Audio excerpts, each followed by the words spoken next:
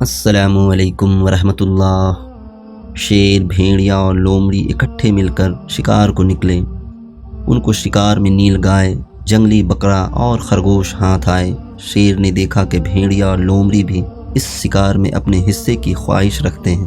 اس نے ان کی نیتوں کو بھاپ کر پہلے بھیڑیے کو بلایا کہ وہ انصاف سے تقسیم کرے۔ بھیڑیے نے کہا، بادشاہ سلامت، آپ بڑے ہیں، نیل گائے آپ کا حصہ، جنگلی بکرا درمیانہ ہے، وہ میرا حصہ ہے، جبکہ خرگوش لومڑی کا حصہ ہے۔ شیر نے کہا، میرے آگے تیری کیا ہستی ہے کہ میرے ہوتے ہوئے تو انصاف کرے؟ اس نے بھیڑیے کو قریب بلا کر اس زور سے پنجہ مارا کہ وہ فوراً ہلاک ہو گیا۔ اس کے بعد اس نے لومڑی کو بلایا اور تقسیم کے لیے کہا۔ لومڑی نے با ادب ہو کر کہا، جناب، تقسیم کیسی؟